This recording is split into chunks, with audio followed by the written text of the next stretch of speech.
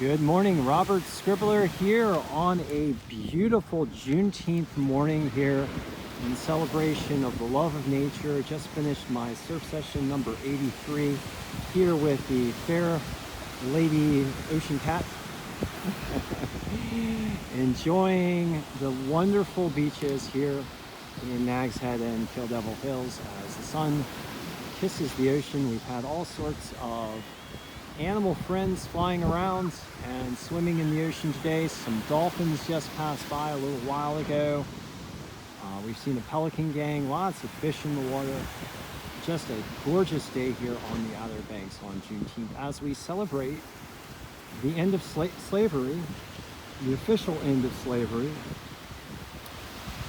that occurred in 1865 on June 19th with Order Number 3 that ended slavery in Texas, the last state to have slavery in the Union, and a liberation for not just one group of people, but for all people, because when any one of us is oppressed, we all fall to oppression. So I just want to say a couple words here about Juneteenth as we do the Wave Report.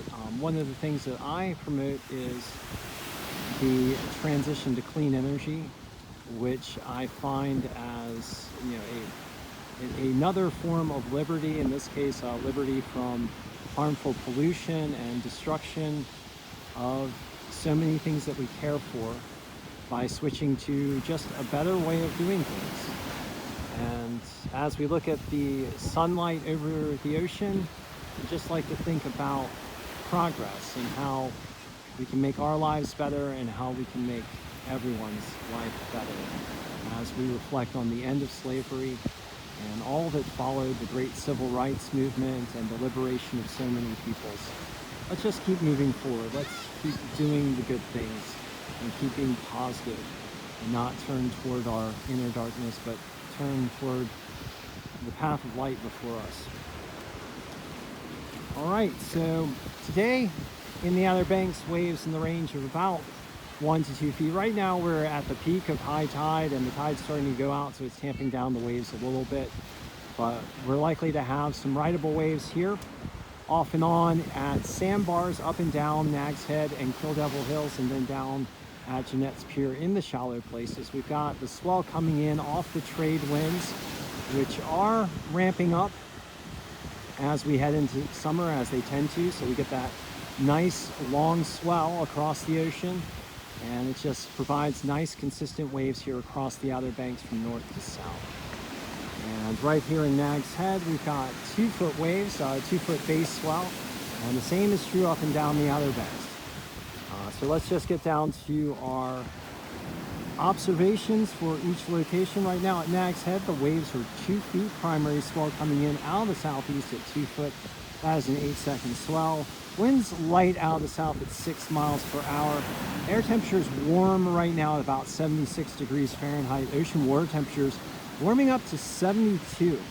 Weather conditions today, mostly sunny, highs around 80, southeast winds picking up to 10 to 15 miles per hour by afternoon, as we also get some increasing clouds from the southwest as a trough is expected to drape itself over the East Coast over Tuesday and Wednesday and generate an easterly wind flow and increase the wave heights to 2 to 3 feet, 2 to 4 feet in some locations on Tuesday and Wednesday.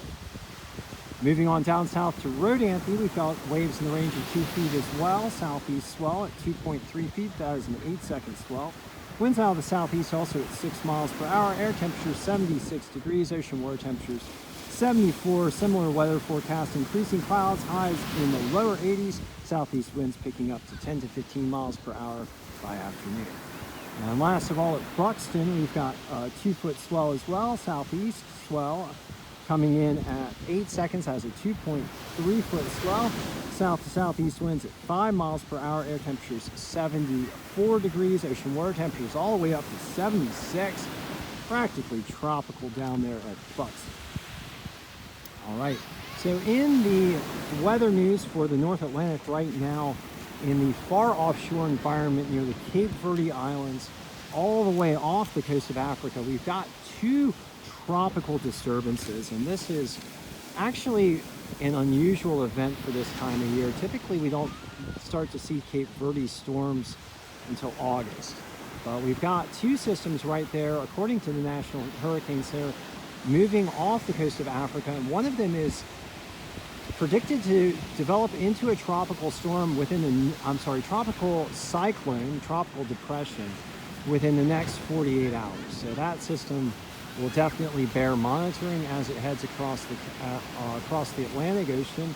And then there is another storm system behind it with a 30% chance of developing into a tropical cyclone, according to the National Hurricane Center. So we're going to have to keep an eye on both of those storm systems as they move across the ocean. If they get into the North Atlantic, we're likely to see some bigger swells, particularly if they pump up to tropical storm or hurricane status. So something to keep an eye on for the wave report as we end today with a salutation once more to the end of slavery and an appeal to all of you to please do everything you can to help protect our coastlines from the impacts of climate change. Those impacts being rising sea levels, more intense storms, and an ocean acidification that threatens our coral reefs and other sea life. And the way that we can protect our coastlines, primarily right now, is by rapidly transitioning to clean energy being wind, water, solar, and electric vehicles. These are the rapidly deployable sources of clean energy that are readily available to us all. So thank you for joining me once again for the OBX Wave Report for Juneteenth. And I hope you guys do get out into the water, enjoy the surf here in the Outer Banks and elsewhere. And if you do, I hope you shred it up.